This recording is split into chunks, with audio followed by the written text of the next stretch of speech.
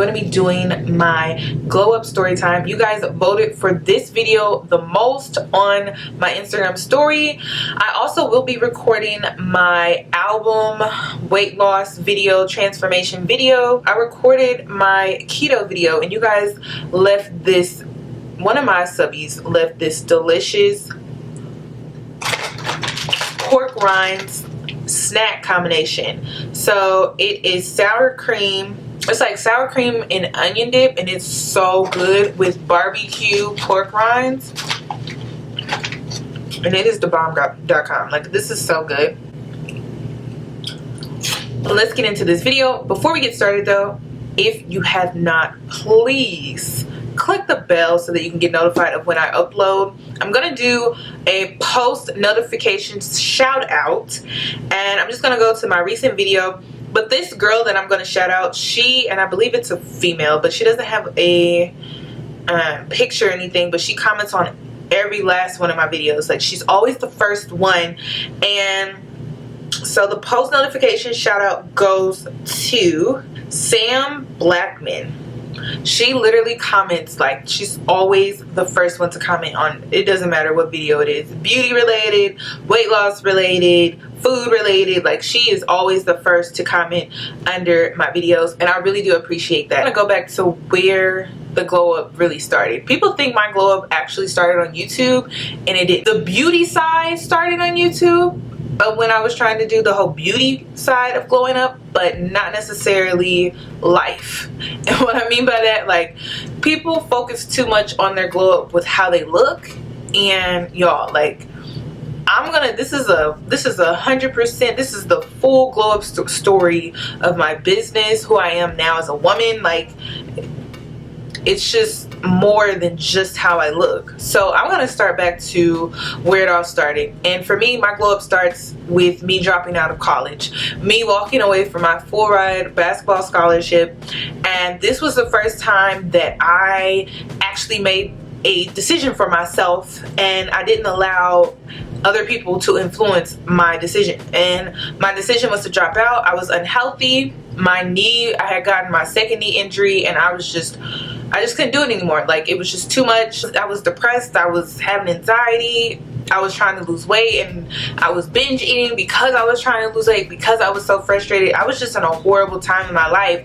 So when I dropped out of college, that was like when my glow up really started. Before I left college, before I left campus, because I was living on campus, before I left campus, I wrote down everything that I wanted. Everything that I wanted to come out of the decision of me dropping out of college my freshman year.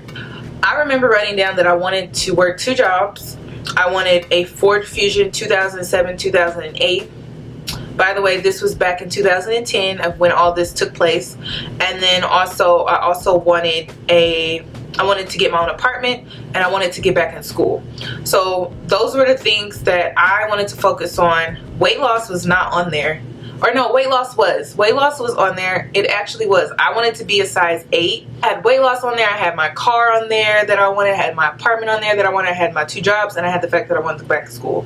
Like, that's all I wanted. That's all I was focused on, was after dropping out. That's what I wanted. So after dropping out, I moved back home. This was like the worst time of my life, because moving back home was not easy. Always got so much shit about dropping out and walking away from my full ride scholarship, even though I could not physically do what was needed of me with the scholarship. But my parents didn't see it that way. They saw it as me walking away from free education. But it's like, I physically could not pull that off. Like, there was no way I could physically pull that off. It was not fun. It was like probably like the worst time of my life.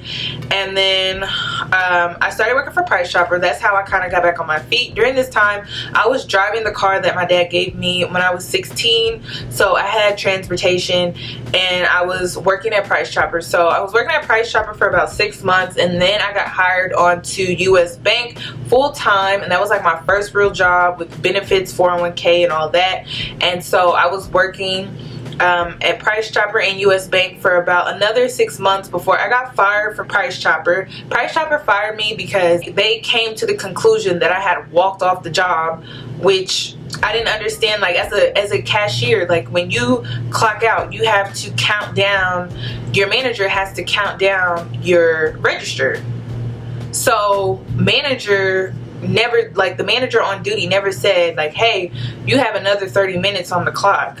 She just allowed me to clock out with 30 minutes left, which I didn't know I was scheduled till 11:30. I thought I was scheduled to 11, but they counted that as me walking off the job. And I'm like, why didn't management say like, hey, are you leaving early?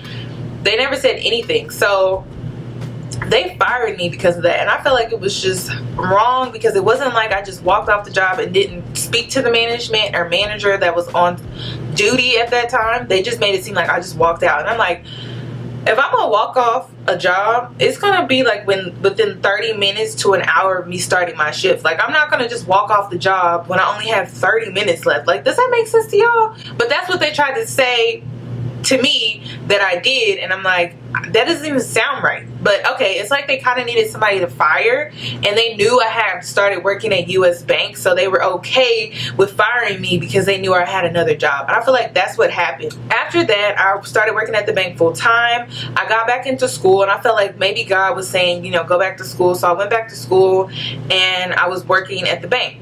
So then I decided to go ahead and buy my car. So around 2012 is when I bought my 2011 Ford Fusion. As you guys all remember, like I previously stated, I had wrote down what I wanted before I left campus, and it was a Ford Fusion, but it was a 2007-2008. So I was able to get a 2011, which was pretty big deal considering I have never had a car payment. I didn't have no credit history. I didn't have a co-signer. I didn't have nothing, but somehow your girl was able to get that car, and that is my baby, like, to this day.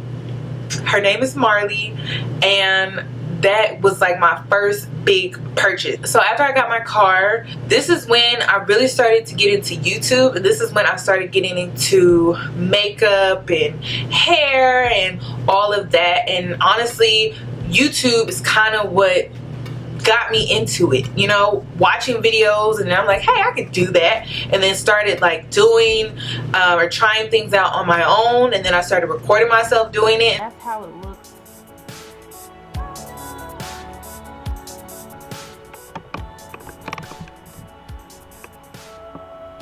Now I'm gonna lay the yarn against my braid, and just a little bit, I would say about 3 inches. I lay a piece of yarn on the length of my box braid, and then I'm gonna twist it around the braid and the little bit of yarn. And that's how my whole YouTube career started. But then once again, I was living at home, and so my dad did not like the idea of me doing YouTube. He didn't want me doing YouTube. He didn't want me recording. So in the beginning of my YouTube career, I had to sneak around and record YouTube videos because my dad did not want me recording in his house. So I either had to do it super late at night or I had to do it super early in the morning. And when you have a passion for something, like, no one can stop you from that passion. So this is when I also decided, like, it's time for me to move out because my dad's not with the YouTube thing, and I really like it because I enjoyed it. It was like an outlet, a creative outlet. It was something that I enjoyed doing outside of sports related stuff. So this is when I really decided, like, started getting more serious about moving out, when he told me, like, not to record in his house. A year after getting my car, so about either 2013 or 2014, that's when I had moved out of my parents' house. And I remember getting my first apartment. It was like 600 square feet. Rent was like $600, and the first week that I had moved in, there was a rat that had climbed out of the fireplace, and I am screaming. I'm hopping on the top of my thrifted $5 chair because I didn't have no real furniture at that point, and I was just screaming. I'm like, oh my God. And I just remember calling my brother the next day because I was just really down, and I was just like, I can't do this. Like, I'm not cut out for this. Like, I can't live here. I can't live here. I don't have no furniture. And so I called my brother who lived in Florida, and you know, he was trying to figure out life too, and he was pretty much saying like, you think you're the only one that ain't got no furniture? And he was like, you over here and you just acting real sedity. And I'm like, you need to just relax, you know, it takes time. Like, you'll get your furniture, have them come out and board up the fireplace, and that's exactly what I had them do. And he was like, you'll be okay. That's how I kind of got through that period of my life of doing the whole transition from moving out of my parents' house and being like a real ass adult. And so after that, I started really getting into YouTube more. This is when I started to discover like you could get paid, and I'm like, you can get paid for YouTube? I had no idea. So not only could you get paid, but people want to send you free stuff. So that's where that all started, and I'm like, girl, I'm broke. I'm out here spending $5, $10 to make, you know, a wig and stuff. If you guys have not seen my crochet wig video, you guys need to check it out. But this wig was under $10. $10, like, just when I was broke, I didn't have no money, and I wasn't getting any sponsorships or anything like that. During that time, that's when I started doing hair reviews, and I was getting paid like for one hair review, I was getting paid like $100. Eunice Hair was paying me like $100 to review some hair. Once my subscribers started to go up, then they started paying me more. Little by little, they started to pay me more and stuff like that. So that was cool, because I was like, that's extra money in my pocket that I wasn't really expecting. Plus I'm getting some free hair. I'm like, that's cool. So then after that, I'm still recording YouTube videos, so I'm still growing as far as learning how to do makeup, learning how to do hair, learning how to do my eyebrows. My eyebrows have always been a struggle.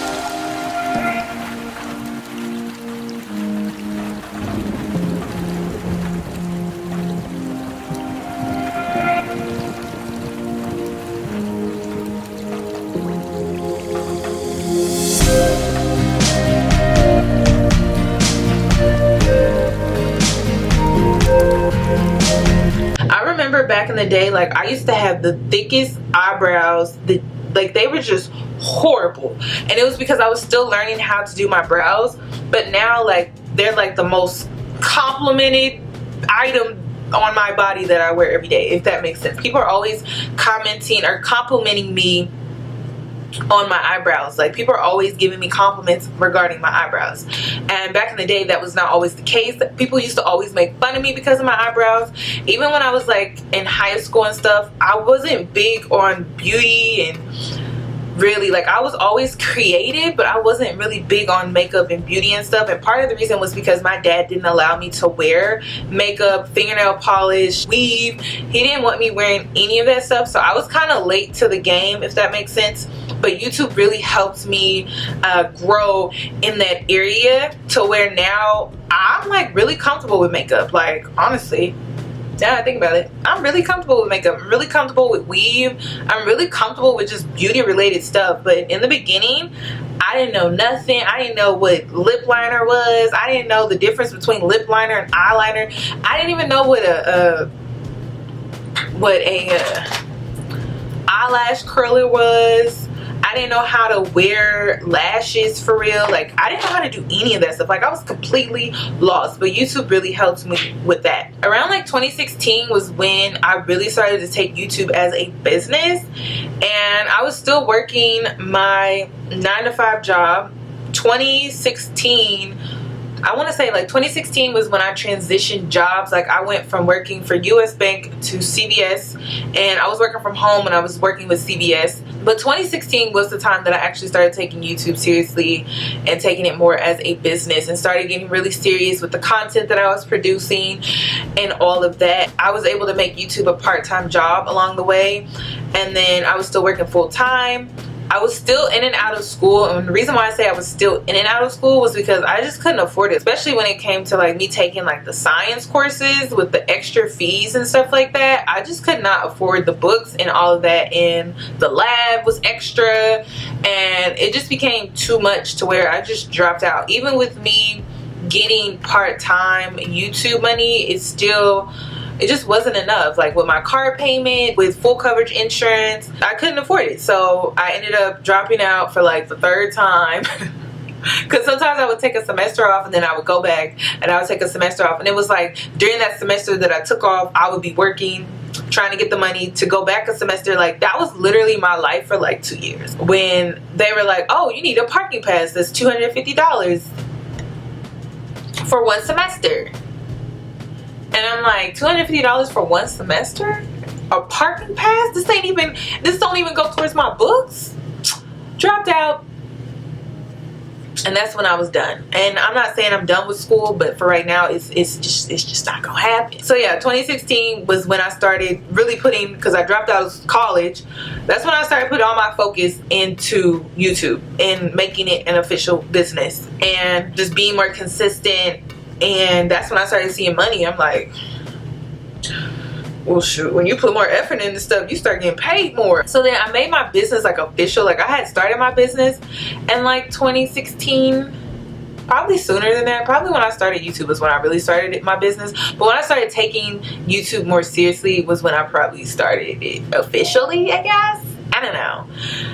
It's kind of foggy in there, but I made it official by getting my business licensed probably in 2017. So yeah, I quit CVS in 2017 because that's when I was like, well, I got fired. Y'all know the backstory. But that was like in 2017. So yeah, so that's when I had licensed my business and made it like official. And I've been struggling ever since, but somehow I've been making it. Like people look at me, and because I hold it all together, or I have it all together, like people think that I don't struggle. Like I do, but I refuse to give in. Like I'm like, this is my struggle right now with, you know, having a business. Like people don't want to pay me what my wigs are worth, which is something that I'm dealing with. Like this one girl was like, yeah, you know, I charge, you know, $150 for closure wigs, and I charge $175 for frontal wigs, and all I ask is that you provide the hair. We're like, that's too much, that's too expensive. I'm like, that's what you would pay for if you got a sew-in at a salon, and you would probably be paying more than that because of the hair.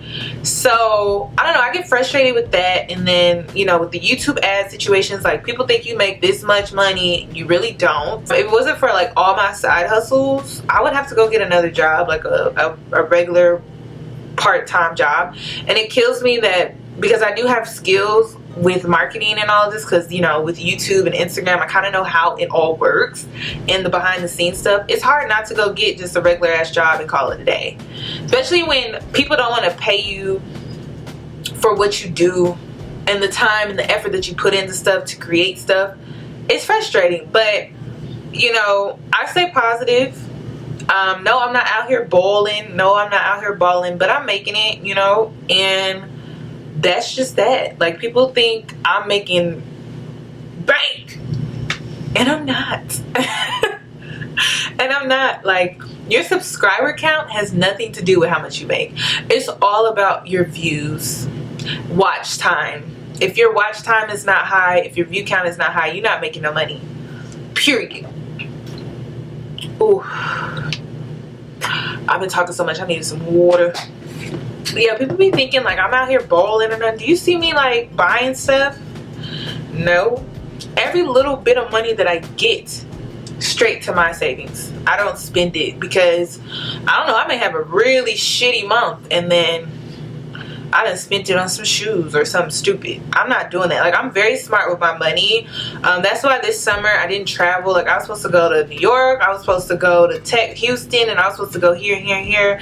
But I was like, Kiana, you know what? It's not worth setting yourself back to travel just to say you was in Houston or just to say you was in New York. You know what I mean? Like sometimes you just gotta have to sit one out and take one for the team and stack your money, and that's what I'm doing. I went a little crazy when I moved downtown here to this loft and was out eating and brunching and stuff all the time. Not only was I gaining weight, but also I was just unfocused and I wasn't making no money for real. Honestly, let me keep it a buck. I was not making as much as I was when I was living in the suburbs and I was focused. That's just the truth. Trying to transition though from making YouTube videos to having your own established business, which is my wig making business, has been the biggest struggle for me, and that's just something that I'm working on. So this is my glow up story. Like honestly, Like, it's to be continued, because I'm still not where I want to be. Like, this is not enough. Like, I want to have a cushion that's like this big, and then I'll be like, okay, you good, you done made it, you good, you know what I mean? But as an entrepreneur, I don't think you'll ever have a cushion this big unless you're just rolling in the dough, you know, because every month it just fluctuates. Like, sometimes you have really shitty months, and then sometimes you got really good months, and then sometimes you got really shitty months. Like, only the tough can survive. This is my glow up story, y'all. When I was in high school, I was a tomboy, and I used to wear jerseys and t-shirts all the time. Boys didn't pay me no look, for real. Men used to ignore me for the most part, unless they were like looking at my ass or something. But other than that, they would ignore me. They never took me like as a girlfriend or seriously. Men nowadays, they want to wife me now. Like, it's kind of different than when I was in high school, where they was just like, what's up, Key? What's good? I seen your game the other night. Like, it's different. Like, it's like they kind of want to wife me now or whatever. But a lot of the guys that try, it's like, if you didn't like me back then and you try to like me now, it's kind of like, I don't feel the same. And that's part of your glow up. Like, when you start to glow up and you start to look different, you start to dress different, and you start to cake this shit on your face, and you start to do your eyebrows real good, they gonna be knocking at your door like, yeah, I always liked you. Really? You did? That's crazy. Like, yeah, I had a crush on you as a kid. Then you got to deal with that awkwardness. YouTube really helps me with my makeup and my hair, I will say. Because I used to walk around looking crazy.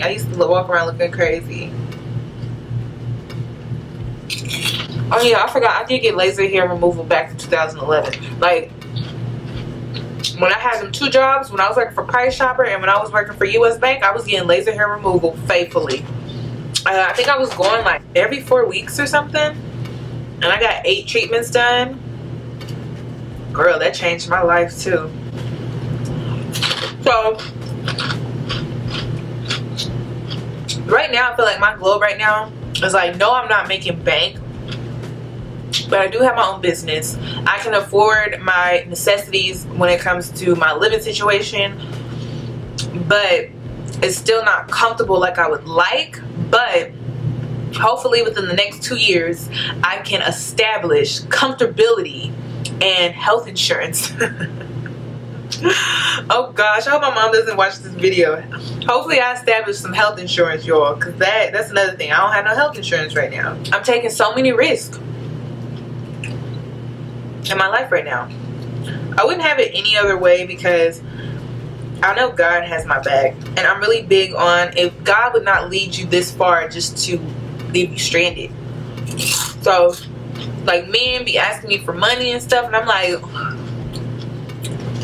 I'm barely making it, so I need money from you, if anything.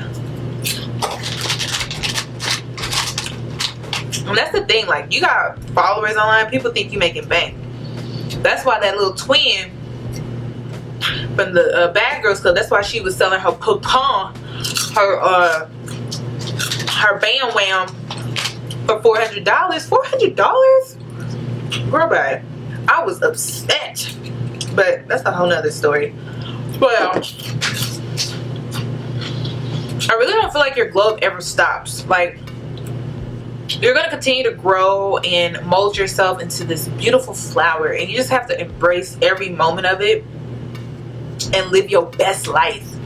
So this pretty much completes this video. Comment down below your glow up story. Like, what was some key points that happened to you within your glow up? Like, did you get the car that you wanted? Did you get to the weight that you wanted? Did you get that man you probably wanted? Comment down below. Thank you guys so much for watching. Thank you for being on this journey with me, like, since 2012 or 2013? Since my first YouTube video, since the crochet wig video. I appreciate you all. Thank you guys so much, and I hope to see you in my next video.